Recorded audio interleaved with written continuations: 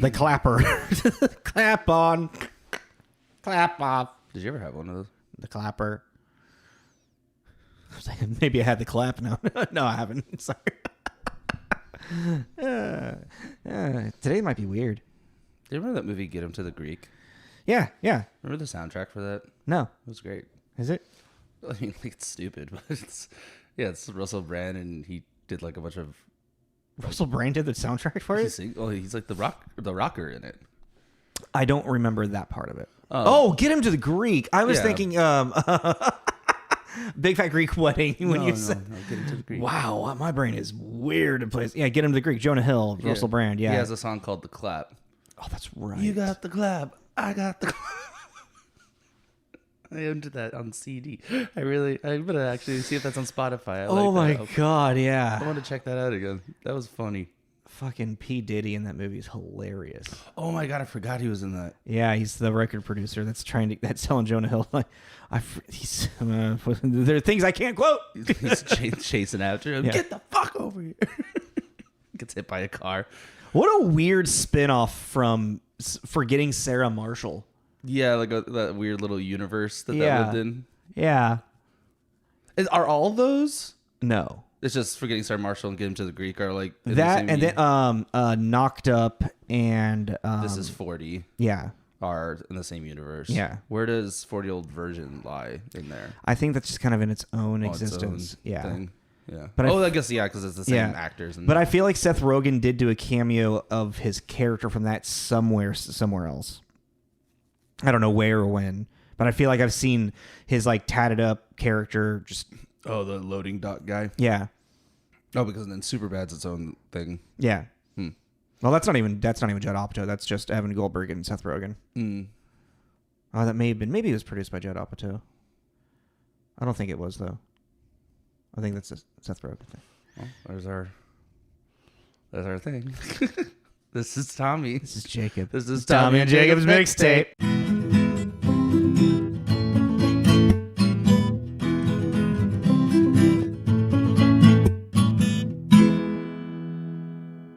Hello. Ooh, it's turkey time. It's turkey time. Gobble gobble. Motherfucker. What? That's one of J-Lo's worst lines of all time from one of the worst movies she's ever been in. Gigolo or Jiggly. Jiggly, yeah. Yeah, no, her and Ben Affleck.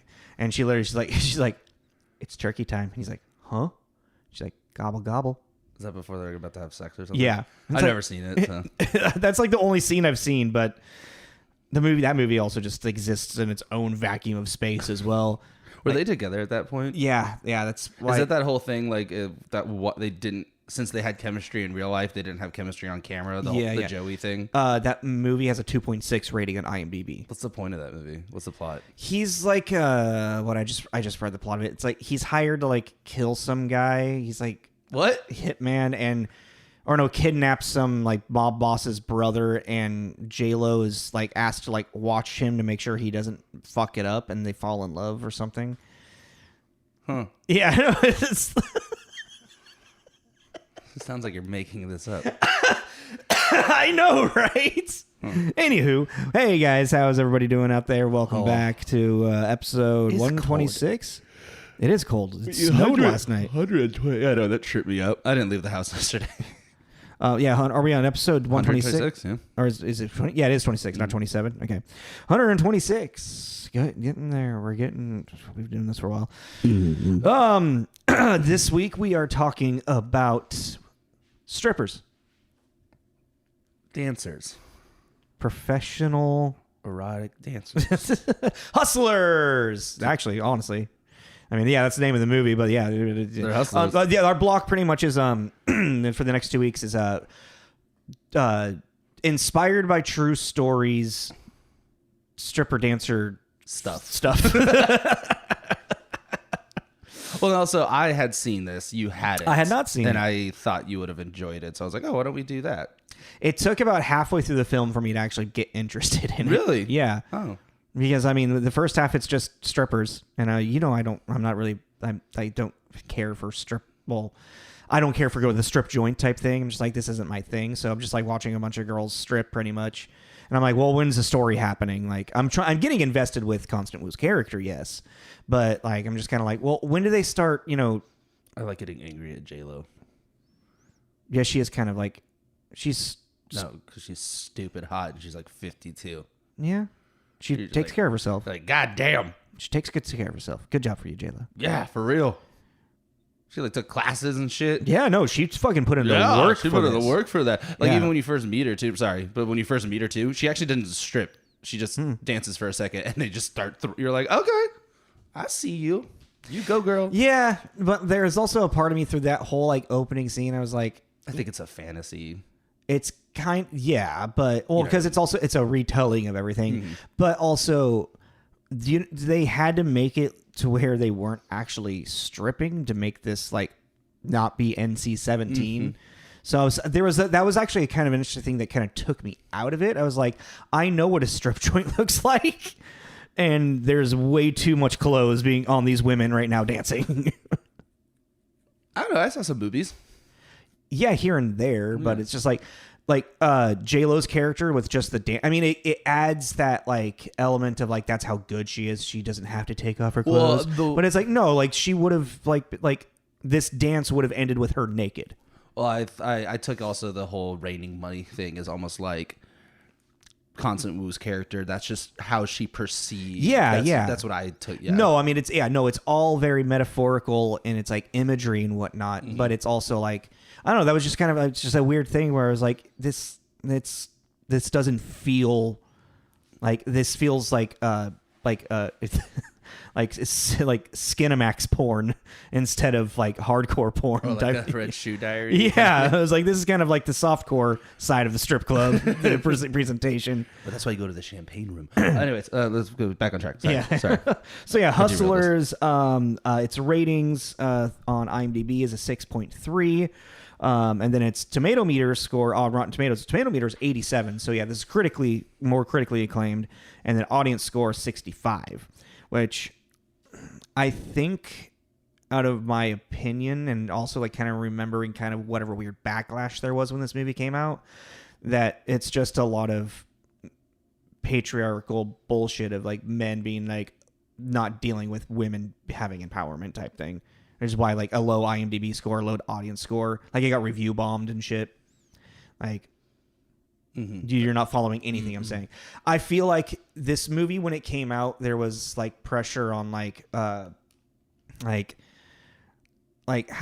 these women are being glorified for what they did, and you know it's like why would they publish this story for one to then make it a movie? It's like these women were like criminals hurting men and blah blah blah. It's like I feel like that men are just sour because women just found a way to make them feel uncomfortable and powerless. I guess that's like a whole point. A lot of people weren't coming forward because they didn't want to be victimized by a woman. Yada, yada, yada.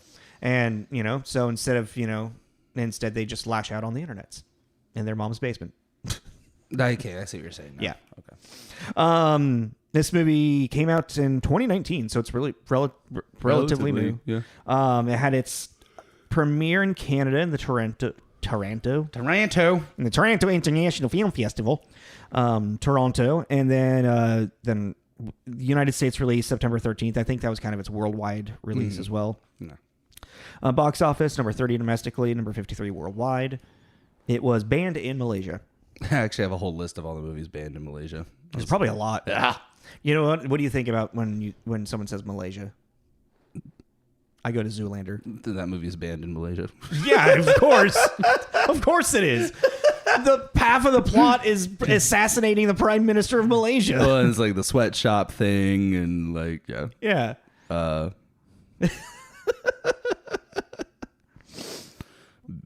Pulp Fiction, Schindler's List, Babe, Zoolander. Babe? Yeah. Babe. About the pig? Banned due to Babe sounding similar to Bobby. The Malaya word for pig, which is non-hela, also portrays pigs in a positive light. Brokeback Mountain. Shocker. Babe? The Purge. Wait, what does Malaysia have with pigs? I don't know. Okay, let's get back on track here. Like that Baywatch. That threw my brain somewhere. I like a Baywatch. That's a good one. I mean, it feels like they just have a problem with like overly sexualized stuff. It's overly sexualized stuff. Homosexuality is not a big thing. Like, all right. How many movies did you have for 2019? 36. Damn. As I'm looking through that list, I'm like I had 19. Oh. But I'm like, I don't think Tommy saw there's no way Tommy saw a bunch of these movies. And I don't even I want to watch you count this list sometime. And then I want to interrogate you, like, tell me what that movie's about. Well, okay, I think also... Tell me when you saw that movie. I think that I have a weird... I like animated kids movies more than you. So a lot, like, did you watch Secret Life of Pets 2? Did you go out of your way to watch that? No, because I didn't. I forgot that one came out. I also watched the first one. But yeah, but I think I just watch more like children's animated cartoons. Did you watch Spies in Disguise? No, I didn't watch that one. Well, there you go. That's an animated children's that I watched that you didn't. Sorry, as I get it defensive. Yeah, really. I think that's something that happens. Also, I have a partner that makes me watch shit that I don't think you would watch. Yeah. You know what I mean? Like, I wouldn't have watched Hustlers, but she's like, check it out, just because it wasn't really on my radar. She was like, no, I think this is a movie that I probably would have watched. I probably wouldn't have. Just because I didn't even remember it coming out. As soon as I hear something that where the critics like, I'm like, I get interested because I'm like, oh, I want to know why the critics are talking about it. Anywho, actually, how would you describe this movie, Tommy? What's your synopsis? A group of women tired of being taken advantage of by their clubs decide to start drugging and stealing from men. Yeah. Also, I had a hard Robin time. Hood. We'll get into that. I had a hard time following like how they were actually stealing from these guys. Robin Hood complex. Yeah. Kind of, in a way. Oh, well, what they were doing was they were basically through the club. They were making them spend a bunch of money at the club, and then since they like brought them in there, they split the proceeds. So they spent $15,000 at the club. They got X amount. The club got X amount because they were like, okay. It was kind of money laundering. No, that is 100% money laundering. You know what I mean? Yeah. Like, that's kind of how they're doing it. And then once they were doing it in the hotels, that's where I got confused. Yeah. I didn't really get how they were doing the whole... I was like, unless they were literally just taking it out and putting it in their own account. But I'm like, I feel like you could track that pretty easily. Yeah. I had a hard time tracking like exactly how they were. Yeah, like I got the from club. I didn't get the hotel thing. Well, it sounded like even like at the hotels, they were still taking it to a club to like run the... I don't know. Let's get into writer and director and all that stuff and whatnot. This was written and directed by Lorene Scafaria. I was like, oh my! I practiced the name a bunch yesterday. Lorene Scafaria, who I was surprised that I've actually one of my favorite Steve Carell films. She wrote and directed Seeking a Friend for the End of the World. Yeah, that's with Anne Hathaway, Keira Knightley. Okay. Yeah. When did that come out? 2012. Wow. Yeah. It has one of my favorite Patton Oswalt quotes of all time. What is it again? It's when there's like someone's like, oh, I brought heroin, and he's like, oh, I want to do a heroin. Oh, I want to do heroin while listening to Radiohead. It's like one of the darkest fucking things because they're all gonna OD on it. The movie's about the end of the world, so like, the apocalypse is happening. Yeah, right? It's like a meteor is coming down or something like that. Yeah. But something grand scale. It's like there's no coming back. Yeah. And then they go to the TGI Fridays and it turns into an orgy. God, that movie's fucking great. I love that movie. She also wrote Nick and Nora's Infinite Playlist. I really enjoyed that movie. Or I remember enjoying that movie a lot when I was like a teenager. I feel like that's a movie that may not age well. I kind of have, I could feel that. I feel you, dog. I don't know what that was. I'm sorry. I feel you, dog. I immediately regretted that. All right, homie. I immediately regretted that. It's on camera too. That's on the internet forever. Yeah. And she also, I saw for directing credits. She directed a couple episodes of The New Girl, and it looks like one of the main directors. She's a director for the show Succession, which I've heard is really, really good. I've heard it's really good too. And it's been highly recommended. But ultimately, this movie was inspired by an article in New York Magazine that was written by Jessica Pressler called The Hustler's Score. At Scores. Huh? The Hustlers at Scores. Really? The Hustler? Oh, I wrote it down wrong. Okay. That's why. I wrote down the Hustlers score because that's what it was like. The Hustlers. I mean, it's at scores. Yeah, it's the Hustlers at scores. Okay. And she also wrote an article of that would then also went on to became the Inventing Anna series about that girl. Oh, interesting. And I think she's also I think she may have helped write a little bit more of the screenplay of Inventing Anna as well. That was a weird show. I didn't watch it all the way through. I didn't either, but my partner watched it, so I half watched it. Yeah. But we both read the article that this is based off of. It was interesting, and it's a short. It was a 20-minute read, if that. Yeah, 15 to 20 minutes read. Yeah. I mean, that's for a magazine article, that's about average. But it was easy. About average. Yeah. The article came out December 28th, 2015. Mm-hmm.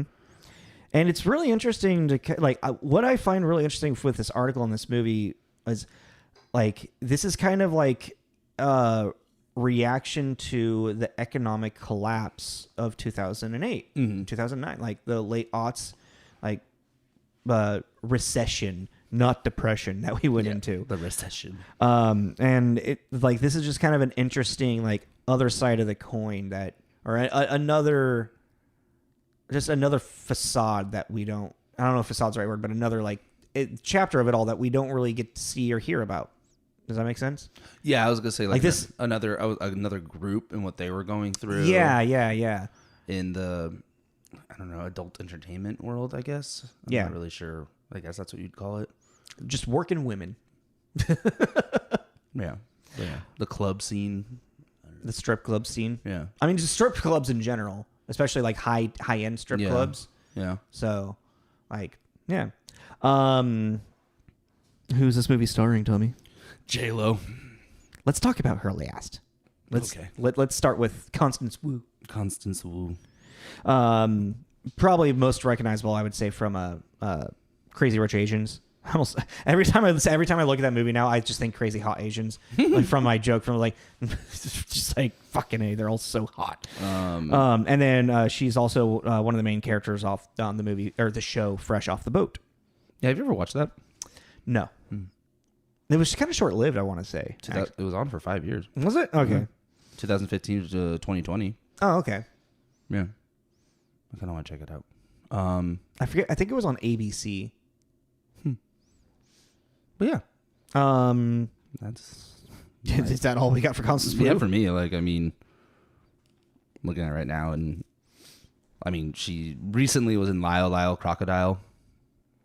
Yeah, well, I haven't seen that yet. Mm-hmm. That came out last year. Yeah. Well, I guess we can move on to Julia Stiles really quick next. Oh yeah, which was I forgot she was in this, and I was like, oh yeah, because I thought you didn't act anymore, and here you are. She acts here and there, it seems like. But she retired in a sense, right? She wanted to get. Did she? Yeah, I thought she wanted to get I don't know.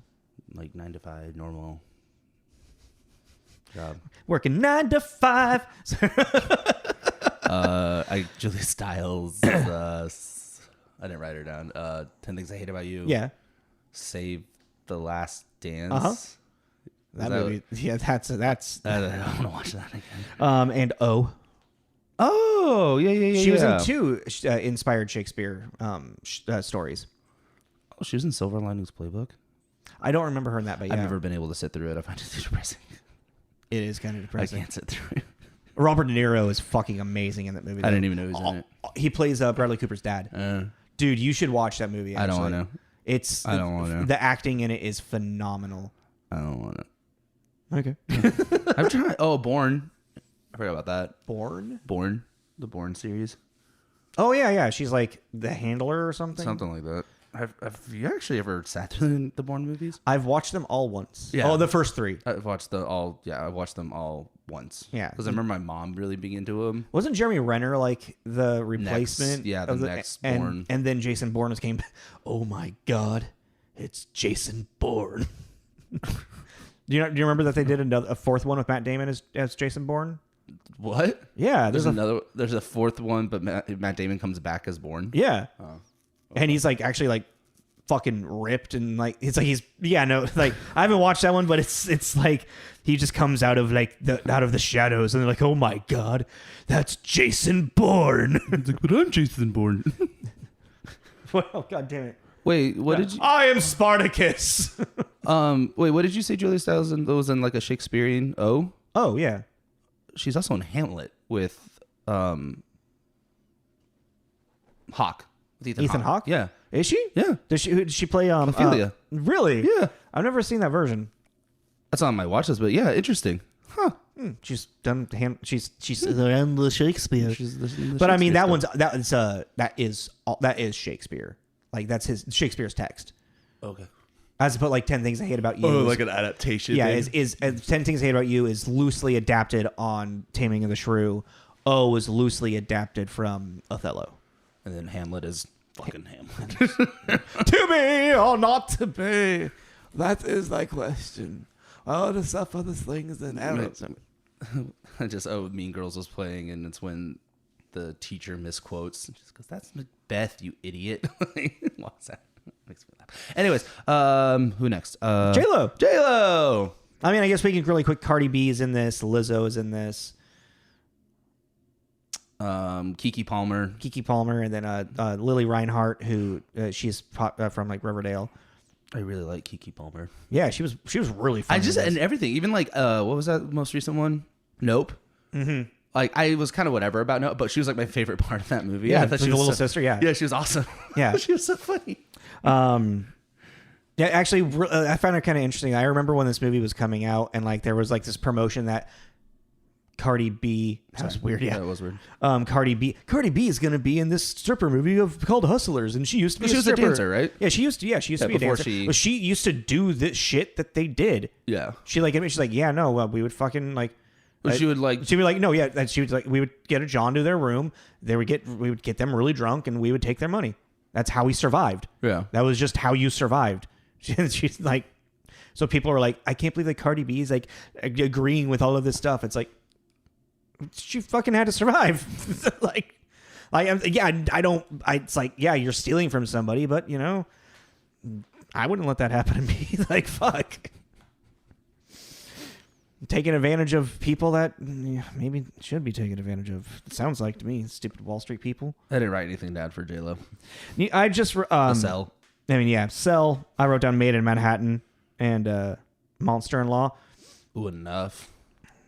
Oh, I forgot about that one. That's a good one. I was just looking at her IMDb list right as we were starting, and I was just trying because I thought she got started like with her big break was like Selena. But Selena came out late. I thought she plays Selena in the Selena biopic. Yeah. I thought that came out like 93, 94. But also now I can't even recall like when Selena was unfortunately killed.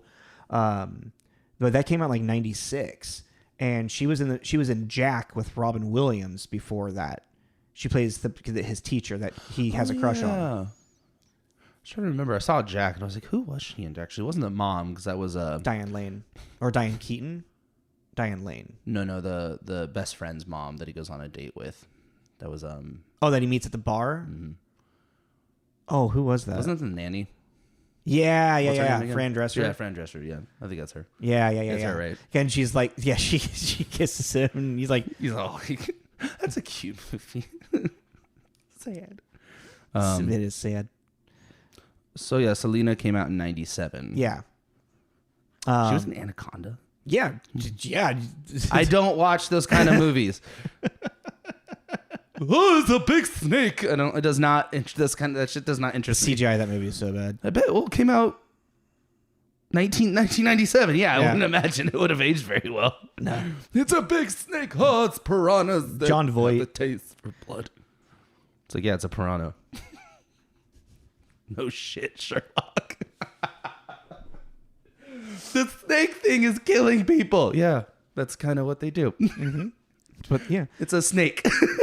And I like watching it to kill the people. Yeah, like killing the people. But yeah, J-Lo, music career. I mean, if you don't know, she's a fucking icon. I'm like, if you know who J-Lo is, I don't know what to tell you. Like, I don't know. It's fucking J-Lo.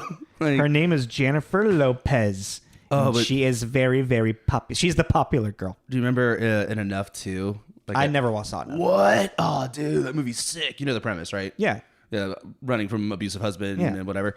But at the end, when she finally she has been like working out and like training stuff, she's getting ready for him to come over and like the final conflict. Yeah. She gets all of her rings. Oh, fuck. And then wraps them up in bandages, and then she just beats the shit out of that dude. Talk about female empowerment, man. Oh my god, like she like because it's cool. It's like it's very thrillery because there's this like cat and mouse thing kind of happening, and she's like trying to like do, and then finally she and he's like and he's gaslighting her. And then she finally has enough. The movie's crazy.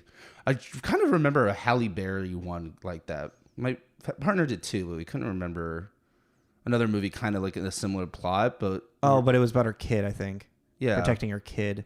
Halle Berry though. Yeah, we couldn't figure out what it was. The name of it. Yeah, and we even looked too, and none of them sounded like it. So we're like, maybe is this like a weird fever? Is this something that we just created in our head? I remember exactly what you're talking about. You do, right? Yeah. Oh, okay. Can you help me look later? It's really been bugging me. Anyways, what do you got for reviews, buddy? Ooh, wrong tab. That one. Here we are. So Hustlers, 41 positive, 3 mixed, 0 negative. So what did I pick? For positive, Beth Webb at Empire, who gave it 100 out of 100.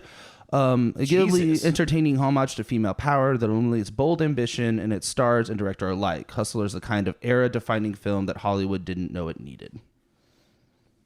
I just was like, man, you really woo. Cheerleader.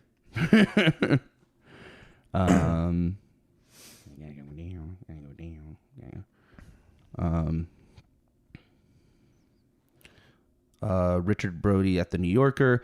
As written and directed by Lorene, the movie offers enough moments of sharp emotion and keen perception to keep anticipation high throughout. Yet the movie stays on the surface to yield, for the most part, a simplistic, unexplored celebration of characters who are molded to fit the story's amble tone.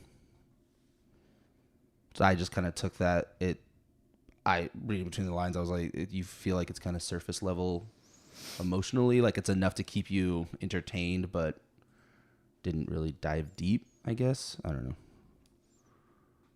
Interesting. Well, like this one too. A.O. Scott at New York Times. The spirit of Hustlers is so insistently affirmative and celebratory that all kinds of interesting matters are left unexplored. Yeah, I can kind of see that. It seems like it's it's presenting one side of a very much larger narrative, a more complex thing. Well, that's even because even like the article, there was a lot more complexities. It sounded like, but I mean, how do you also like fit all of that into a 2-hour film? Well, but even with that too, it's like, because with the article, I don't know. Because the article, there's a couple like quotes from some of the people involved, like the guy, the one that the whistleblower, I guess, that really got this. Yeah, like there's quotes from him. Yeah, I don't know. Or even like the girl that was trying to set up the sting and whatnot. The one they like. Yeah, turned, I guess. But it's like, well, that's the thing too, is I kind of do feel there are moments in this that do feel surface level and just shallow, but then there are like a couple that you're like, oh, that was actually really sad, or like, so it has its moments. I don't know. I mean, like, what was interesting is like the beginning of the movie, it seemed like, because you're following through Constance Wu's character's Destiny's story of this. Yeah. And then J-Lo's character was Ramona, right? Ramona, yeah. Yeah. And you know that like Ramona is kind of more the mastermind behind all of this. And so you're kind of like, it's almost like you're watching like the story of a mob boss through like their right-hand man. Well, it's like like Ramona is the catalyst, the spearhead that starts this. Yeah. But then Destiny becomes like the money person. Yeah. The accountant. The one that's really behind. So it's like, I mean, well, you have the charismatic leader. Mm-hmm. You have Superman in front and then Batman in the back. Yeah, that's a good way to put it. Like you have the person that has the the vibe, the energy, the hook them in, but then you have someone back here that is actually like you have the salesperson, and then the booker. Yeah, keeping track of, even there's scenes where she's like, well, how much did we take from them last time? Yeah. Trying to not get red flags. Well, and that's actually a really interesting thing is like, just like, it's like, especially since this movie, like, what I remember reading is that the movie like accurately depicts a lot of like what happened. Yeah, well, even between the article from what they were saying and the movie, there are slight little variations, but it's also like that's a directing choice. I feel like. Yeah. Directing and writing. Just how can I make this narrative more compelling? Because like Destiny had like the person who it's based off of. She has a brother, and the brother doesn't even exist in the movie. Yeah, or even the guy that gets. The whistleblower I was talking about, his situation was he had an autistic daughter, but in the movie they made an autistic son. Oh, I didn't even catch on. Just weird little, like just tiny little things that I was just like, that was just you made that decision for you probably had a reason, but I don't know why, but that's what stuff like that. It's like I feel like it's interesting is the pacing of this movie is kind of slow, and maybe it's interesting if I didn't have any knowledge that it was going to turn into a crime drama. Then, well, and they also changed the names too. Yeah, that makes sense. Like if I didn't have any like knowledge that this was a crime drama, as I was watching it, I would be kind of like lost at the beginning, being like, "Where is this? What is the point? What is the point of this?" Yeah. But even then, I mean, but they have to spend a certain amount of time of setting up the relationship that Destiny and Ramona have, and even just like setting up just like Ramona's character as like. She's kind of like this den mother to all of the dancers in a weird way. Well, like even with the article too, like with the real person, it's like she was kind of getting like phased out because she was older. Yeah. So she started kind of collecting girls to put under her wing and teach them ins and out of the business. Mm-hmm. It was like she was kind of getting pushed out, but also at the same time, she like. It was coming to like even like with her age, she was able to bring in such a large clientele of people as well. Yeah, her little black book was full of names, basically. Yeah.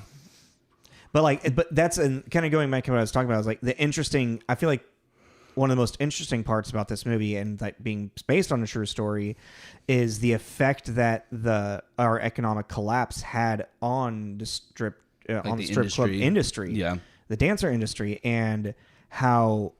They were like making so much money from all of these Wall Street guys because one of them I remember like they like fucking dropped like this guy dropped at $300,000 in 3 days, $100,000 each night, and I'm just sitting there like, yeah, of course they're taking advantage of these guys because they fucking money is nothing to them. Mm-hmm. It's like which is that I find someone just throwing away.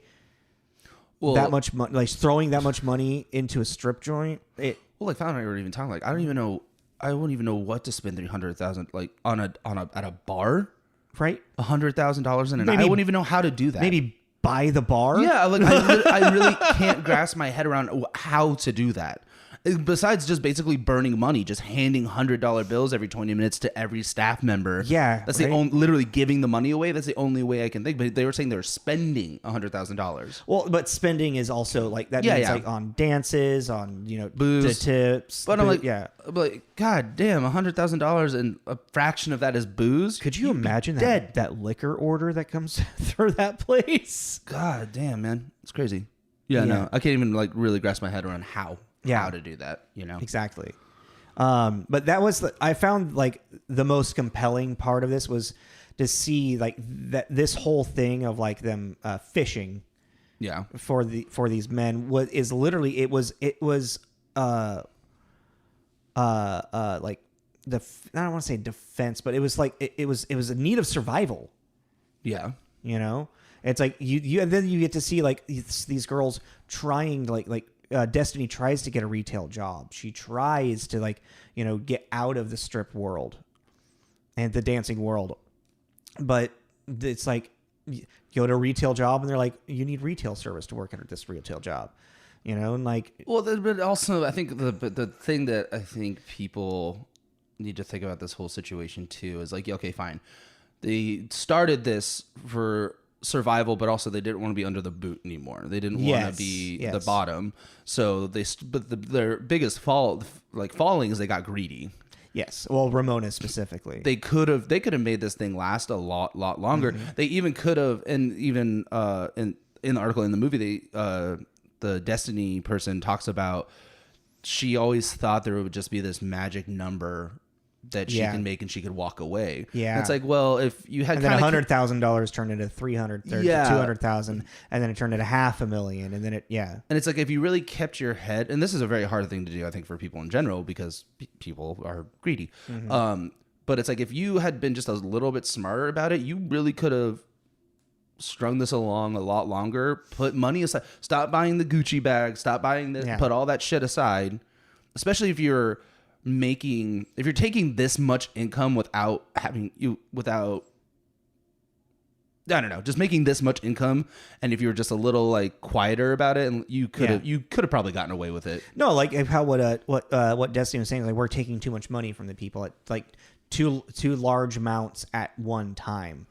You know, like when in the car when Ramona's like the $50,000 limit, like run it all, and she's like, no. And Destiny's like, because no, you could taper that out. But it was in the article too about that situation, about the $50,000 thing. She said, I loved it.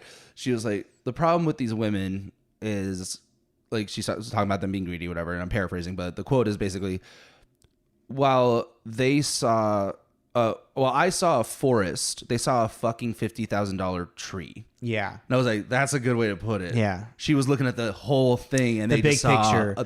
And she was like, and that's when I realized that they were, it was spiraling. Yeah. And it's like, yeah, that's pretty crazy. And then like, how are you going to, because the whole thing too is like, this is nothing. They're not even going to notice. Somebody's going to notice $50,000 missing. 100%. Yeah. $50,000. And they did. And they fucking noticed. And then they would call me like, oh, but you had such a good time last night. You were tipping everybody. You don't remember? Oh, that's unfortunate. Well, do you want to tell your wife that you were out with me? Cops? And then, You know, I mean, God, yeah. It's like laundering. It's blackmail. It's a lot of stuff going on. Also, but I like Ramona said that I think it was more explicit in the article, but talking about it's like what these Wall Street guys were doing was just hustling everybody to get money for themselves. What's any different for us to be doing it to them? Oh yeah, or it's like they're coming to the club and they're using stolen money. Yeah. And that became this Robin Hood mentality. Yeah. Like, and it also just felt like with the movie and even with the article too, it felt like a lot of like convincing themselves with this ideology, because I don't for Destiny in a weird way. I feel like Ramona wasn't really like, I think it was like she liked that power. It wasn't a convince herself like, oh, this is why she I'm liked the doing power. it. Yeah, she liked being in control. Oh yeah. But what's interesting with the movie is they add this narrative of Ramona and Destiny's friendship, which is almost alluded to like it could have been more than just a friendship. I didn't pick that. I didn't feel that way. I don't know. I feel like it was a sisterhood.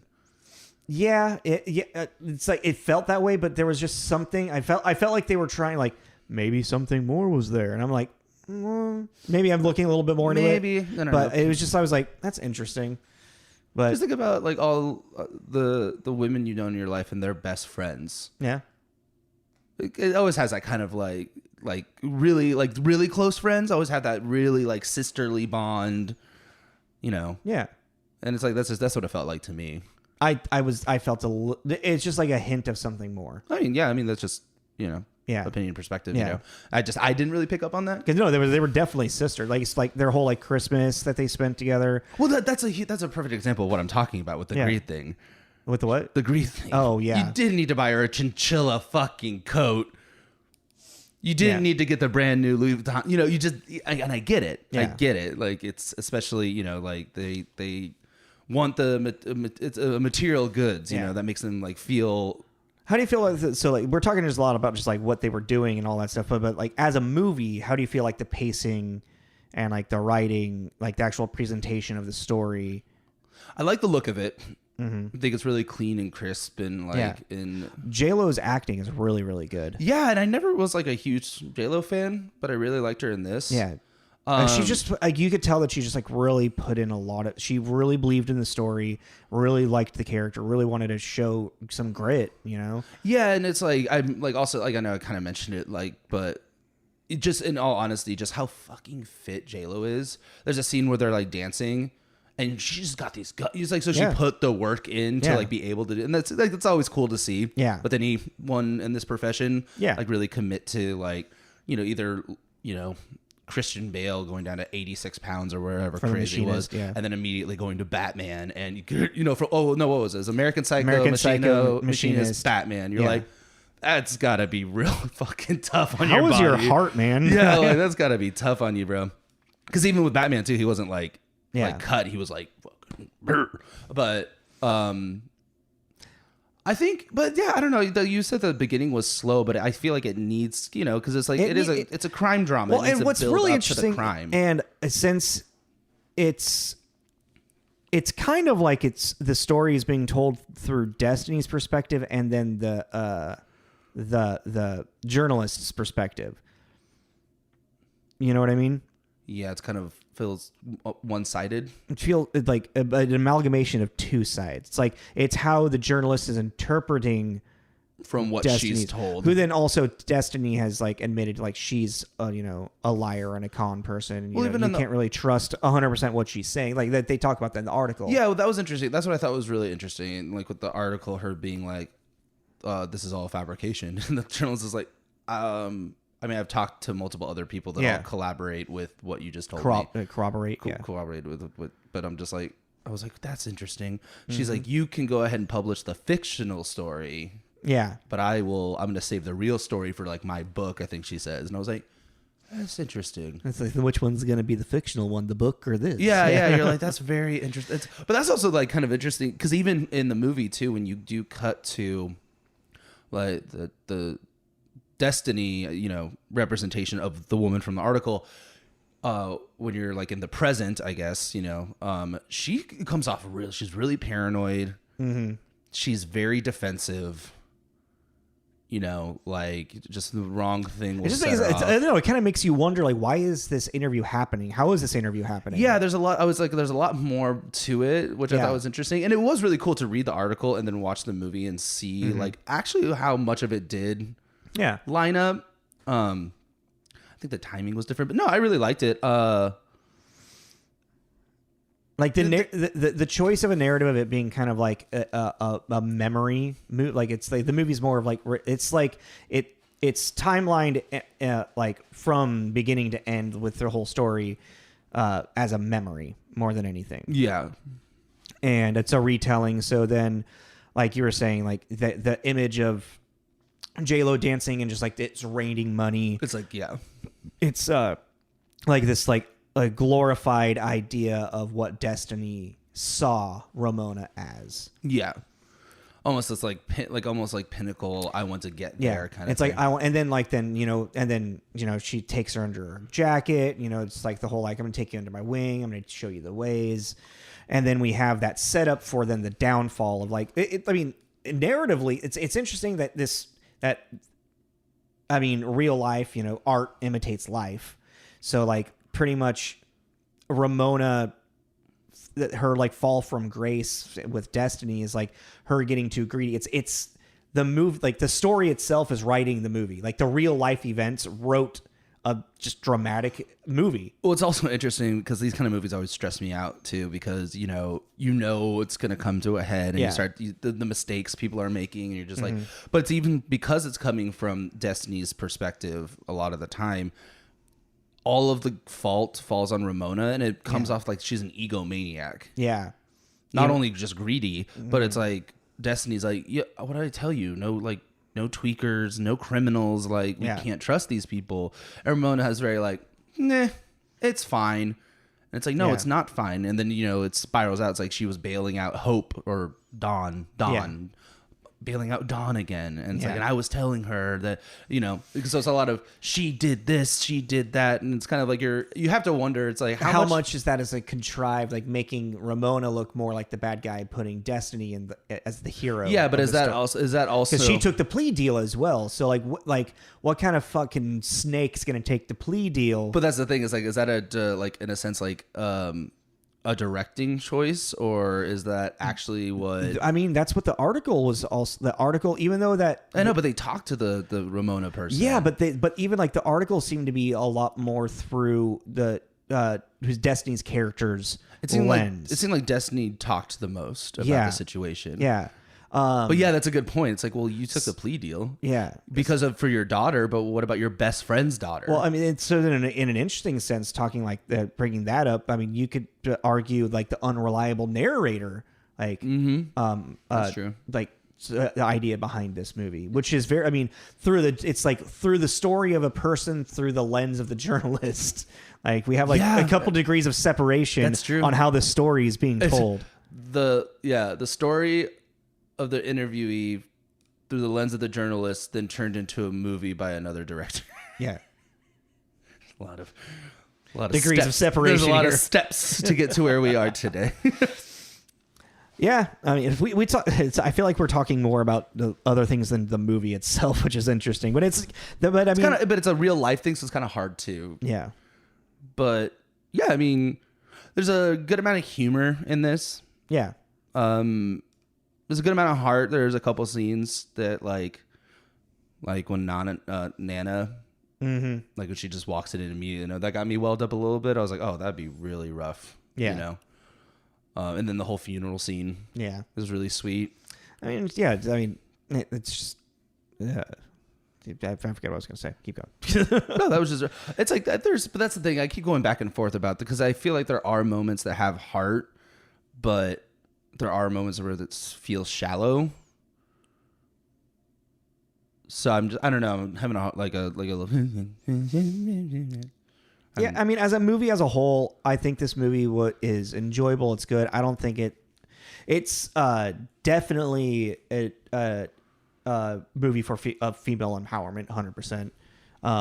But I think with that, though, you have to also understand that that is a thing. But these are criminals. Yeah. I don't know. Put it away.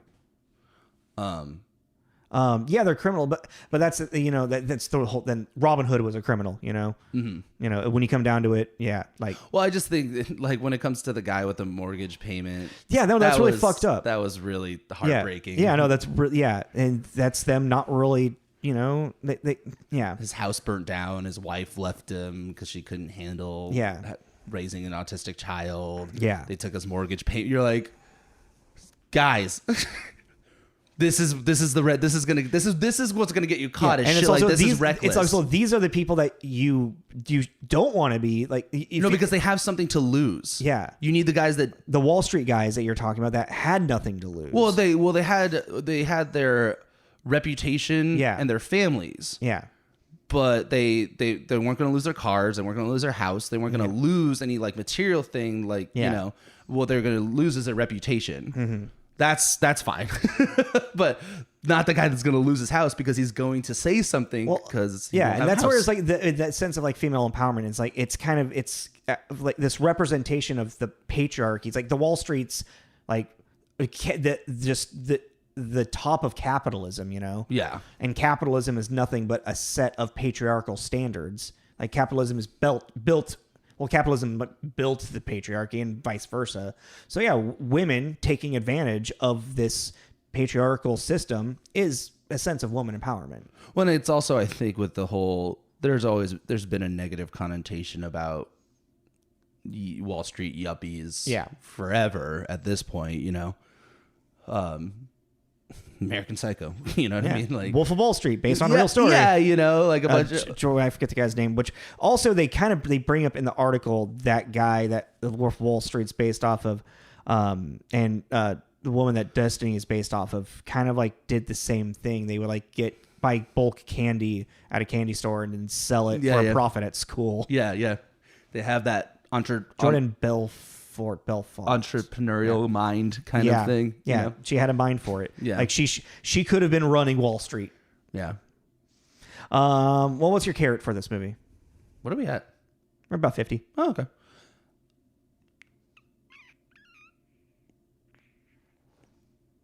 Like a 3.54. I I give it like a 3. I would say okay. Then I'll say like a 3.5. I really Yeah, enjoy 3.5. Yeah. I really enjoy this movie. Like, I think it's a fun. It's one of those I won't watch it. I would watch it again. I just don't think it's very groundbreaking. I think it's fun and enjoyable. I think it's an interesting story, but it's like it's not really doing any. I don't know. It's not doing anything new. I just think also it's cool too to be completely like female led. No, yeah, I mean that's Writer, director, cast. Yeah, That's cool. And I think that. I mean, I guess J-Lo, I don't want to say that's a new thing of for female led, but it's definitely like it's not. It obviously doesn't happen as often as it should, type stuff. Yeah, and it's all then. I think that Constance and J-Lo did a really good job. They had good chemistry. Like, I think it's a fun watch. Yeah. A little slow in the beginning, but yeah. I mean, it's not. I don't know. Yeah, I think it's not groundbreaking, but it's. I think 4 is definitely way too high. That's why I said 3.5. Excuse me. Nice. Tasted like pepperoncinis. I was eating pepperoncinis last night. From last night. I had a lot of pepperoncinis. Jesus. Yeah. I'll settle with a 3.5 on it. With you. Because I mean, it is good. Like I think the way that the story unfolds narratively, even like how it kind of like spirals a little bit, or I shouldn't say spirals. That's the wrong word, but unfolds with then you actually see the journalists interviewing the cops, the detectives, and like other people. Like it kind of starts to like build to this like climax of them getting arrested and whatnot, and you start to see all the different perspectives from but they're also hearing direct quotes from the cops and just how fucking gross, just the stupid like sexist shit that they'll say. It's just like, oh man, yeah. You know what? Now it's like it gets to the point where like, yeah, fucking steal all of everybody's money. God damn. Well, it was funny that and there's definitely lines, like dialogue lines they took straight out of the article. Yeah. Which made me laugh. Yeah, I was like, oh, okay. What a boob. Yeah. Well, then also, I just thought it was interesting that a few times the interviewer and the Destiny person she's like called her a couple times after the fact. It was saying Destiny is called the Destiny character called her. Yeah, yeah. This is called her a few times after. Gave me a real Catch Me If You Can vibe. And she's lonely. I just thought it was interesting. Yeah. But yeah, all right. What are we doing next week? Magic Mike. I've never seen it. Neither have I. No? Okay. Yeah. All right. I know it's directed by Steven Soderbergh, so that then interests me because I love Steven Soderbergh. Wait, did we just do it? I don't think so. I thought we did. Anyways. But yeah, so we're going to do Magic Mike. Yep. And because that's based off of Channing Tatum, a young stripper. Yeah. Stripper story. Yeah. More stripper stories. Let's do it. Let's do it. Also, I kind of like this because I feel like this is like kind of like a. We did Stephen Sommers. Yeah. I feel like this is a little like these are it's movies that we haven't like gone down this alleyway of movies. Mm-mm. So I kind of like branching out and doing stuff that we generally don't talk about because we're sci-fi horror fantasy nerds. Yeah, if it wasn't for this podcast, there's a lot of stuff I wouldn't watch, and I probably would never watch Magic Mike. Yeah. Again, not on my radar. It's not really my. But all right. It's the Matthew McConaughey. Is he a stripper in it? Mm-hmm. Yeah. Oh, you're going to be really surprised on this cast. Yeah, Matthew McConaughey. Shake it. I think Matt Bomer as well.